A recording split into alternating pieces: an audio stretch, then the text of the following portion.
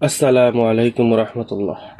অষ্টম শ্রেণী গণিত অনুশীলনী 3-এর প্রশ্ন 10 নিয়ে আলোচনা করব ইনশাআল্লাহ। প্রশ্নটি হচ্ছে, একটি পুকুরের দৈর্ঘ্য 60 মিটার এবং প্রস্থ 40 মিটার। পুকুরের পাড়ের বিস্তার 3 মিটার হলে পাড়ের ক্ষেত্রফল নির্ণয় করো। সমাধান লিখব, লেখার পর একটি চিত্র আঁকবো। বলছে পুকুরের দৈর্ঘ্য 60 মিটার। এই যে একটি পুকুর আঁকলাম এখানে, আর বাহিরে একটি রাস্তা মানে পার, পুকুরের পার আঁকলাম, বাহিরে একটি পুকুরের পার আঁকলাম।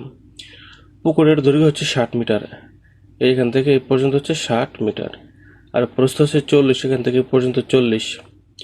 আচ্ছা, এখান থেকে যদি এই পর্যন্ত 60 হয়, তাহলে এই পাশ থেকে এই পাশে তো 60ই হবে। আর এখান থেকে এই পর্যন্ত যদি 40 হয়, এখান থেকে এই পর্যন্ত 40ই হবে। এটা একটি আয়তাকার পুকুর। আর পুকুরের পার পার রয়েছে একটি, কিনারে দাঁড়াবে মানুষ। তো এটার পাড়ের বিস্তার মানে পার হচ্ছে 3 মিটার পাশ, মানে প্রশস্ত 3 মিটার, মানে বিস্তার 3 মিটার পাশ। এটা হচ্ছে চিত্র। এখন লিখবো দেওয়া আছে লিখে লিখবো দেওয়া আছে লিখে পুকুরের দৈর্ঘ্য 60 মিটার এবং প্রস্থ 40 মিটার। এটা প্রশ্ন থেকে লিখলাম, 60 মিটার 40 মিটার। সুতরাং পুকুরের ক্ষেত্রফল দৈর্ঘ্য গুণ প্রস্থ। যেহেতু পুকুরটি আয়তাকার কিভাবে? বিপরীত বাহুগুলো সমান, এই জন্য এটি আয়তাকার। সুতরাং পুকুরের ক্ষেত্রফল লিখে দৈর্ঘ্য গুণ প্রস্থ। দৈর্ঘ্য হচ্ছে 60 মিটার, প্রস্থ হচ্ছে 40 মিটার। এই যে মান বসালাম, 60 মিটার 40 মিটার। যখন ক্ষেত্রফল বের করব তখন বর্গ হয়ে যাবে, বর্গ মিটার। এবারে দুটিকে গুণ দিলে হয় 2400, মানে 2400 বর্গ মিটার। তাহলে পুকুরের ক্ষেত্রফল পেলাম কত? 2400 বর্গ মিটার। লাগবে আবার, দেওয়া আছে পুকুরের পাড়ের বিস্তার। এই যে পুকুরটা রয়েছে, এর পাড়ের বিস্তার হচ্ছে 3 মিটার, মানে পাড়টা হচ্ছে 3 মিটার পাশে 3 মিটার। পুকুরের পাড়ের বিস্তার 3 মিটার। সুতরাং পার সহ পুকুরের দৈর্ঘ্য এটা কি? আচ্ছা, শুধু পুকুরের দৈর্ঘ্য 60 মিটার। যখন এই পুকুরের সাথে পার যোগ করব, অর্থাৎ এই পার তো 3 মিটার বিস্তার, মানে 3 মিটার পাশ। আমি যখন পুকুরের দৈর্ঘ্যটা 60 মিটার নেব, তো যখন পার সহকারে নেব দৈর্ঘ্য, তো এখানে 3 মিটার আসবে, এই পাশ থেকে 3 মিটার আসবে। যখন পার সহকারে পুকুরের দৈর্ঘ্য হিসাব করব, এই যে বাম পাশে এখানে 3 মিটার যোগ করতে হবে, ডান পাশে 3 মিটার যোগ করতে হবে, অর্থাৎ পার সহকারে দৈর্ঘ্য।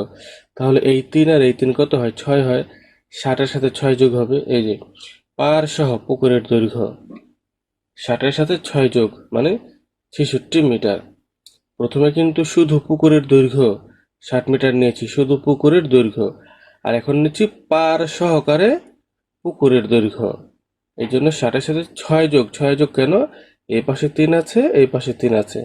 বিস্তার যেহেতু 3 মিটার, এই যে ডান পাশে 3 নেব, বাম পাশে 3 নেব, 3 3 6। 60 এর সাথে 6 নিলে হয় 66 মিটার।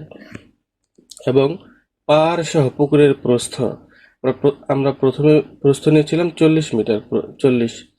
কিন্তু এখন প্রস্থ নেব পার সহকারে, অর্থাৎ এই যেখানে 3 মিটার আসবে, এখান থেকে 3 মিটার আসবে, 3 3 6 মিটার। এবং পার সহ পুকুরের প্রস্থ হবে 40-এর সাথে আর 6 যোগ হবে 46 মিটার। বন্ধুরা, পার সহ পুকুরের দৈর্ঘ্য পেলাম 66 মিটার এবং পার সহ পুকুরের প্রস্থ পেলাম 46 মিটার। এবার সুতরাং পার সহ পুকুরের ক্ষেত্রফল হবে, পুরো পুকুরের ক্ষেত্রফল কত হবে? পার সহকারে দৈর্ঘ্য গুণ প্রস্থ। দৈর্ঘ্য হচ্ছে 66 মিটার, প্রস্থ হচ্ছে 46 মিটার।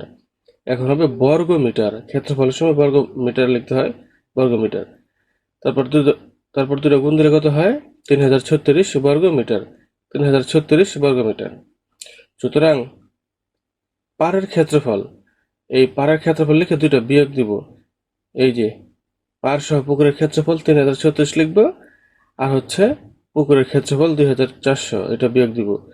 এটা বিয়োগ দিলে হয় 636 বর্গ মিটার। সুতরাং পাড়ের ক্ষেত্রফল হবে 636 বর্গ মিটার। সুতরাং নির্ণেয় পাড়ের ক্ষেত্রফল 636 বর্গ মিটার। উত্তর হবে 636 বর্গ মিটার।